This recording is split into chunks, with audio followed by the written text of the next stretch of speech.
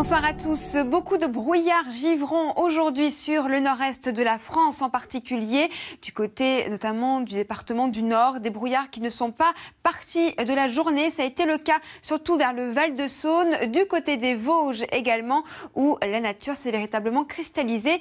Il faut dire que les températures sont encore bien froides sur ces régions, toujours dû à l'anticyclone qui reste bien positionné sur l'est du pays. Mais regardez, là, le petit bémol, c'est cette perturbation qui longe la façade atlantique et qui va donc arriver aujourd'hui sur le territoire. Elle continue tranquillement son chemin. D'ailleurs, demain matin, elle sera vraiment freinée par les hautes pressions de l'anticyclone. Donc, on va retrouver une trace nuageuse entre la région lilloise et le Bordelais. Et dans l'après-midi, il faudra surtout surveiller ce qui se passe autour du golfe du Lion, des entrées maritimes qui vont remonter jusqu'aux Cévennes, avec même des cumuls de pluie assez soutenus attendus. Côté température, toujours un petit peu la même chose, avec moins 2 degrés pour le Dijonais, quand nous aurons toujours 12 degrés pour la région marseillaise. Et dans l'après-midi, la douceur océanique fait toujours très bien son travail et nous aurons une quinzaine de degrés pour Toulouse ou encore 14 degrés du côté de Bordeaux.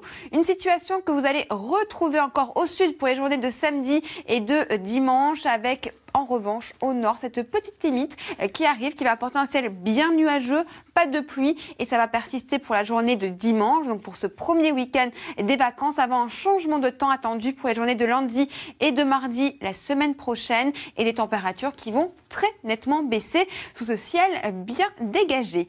C'est l'heure maintenant de retrouver David Pujadas pour le journal. Je vous retrouve juste après.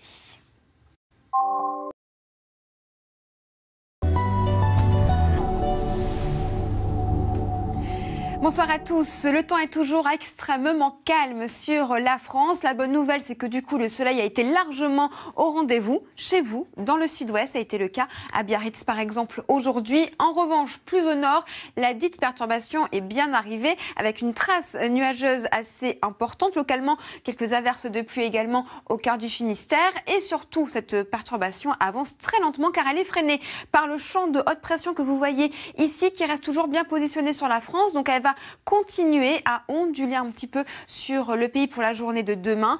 Essentiellement une trace nuageuse qui va un peu plus s'étendre de la région lilloise en descendant vers la région toulousaine. Également une trace nuageuse autour des Ardennes et en descendant vers le sud-est.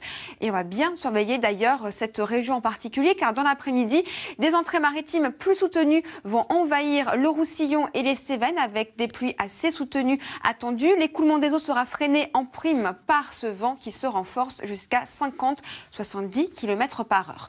Pour les températures, aucun changement en vue cette fois-ci. Toujours de fortes gelées autour du Dijonais, avec moins 2 degrés, quand la douceur résiste encore pour la cité phocéenne. Et dans l'après-midi, encore une fois, la douceur océanique fait très bien son travail, avec près de 13 degrés du côté de La Rochelle. Une situation qui va tout doucement s'inverser pour ce week-end, avec de l'air un peu plus froid qui va s'engouffrer et rester en place pour la semaine prochaine. Ce week-end, effectivement, premier week-end des vacances scolaires, avec une trace nuageuse un peu plus corsée pour la journée de samedi, des débordements nuageux qui nous arrivent directement des îles britanniques, qui vont vraiment s'étendre sur l'ensemble nord-ouest. Plus on ira au sud, plus le soleil sera généreux, et cette tendance se confirme. D'ailleurs, pour la journée de dimanche, même si les débordements nuageux vont gagner un peu plus de régions, cette fois-ci c'est vraiment l'ensemble nord de la France qui sera concerné. Et regardez, les températures vont en plus chuter, 2 degrés en moyenne au nord pour le réveil. Cela fait vraiment très peu. On passe donc en dessous des normales de saison.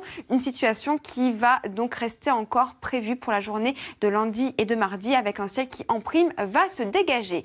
Alors c'est vrai qu'en France, on a donc les températures qui vont se refroidir. Du côté des États-Unis, en particulier dans l'État de New York, c'est une tempête de neige qui s'appelle Decima, qui apporte toujours de grosses chutes, avec une nouveauté aujourd'hui, l'arrivée d'une perturbation qui a traversé la région des Grands Lacs.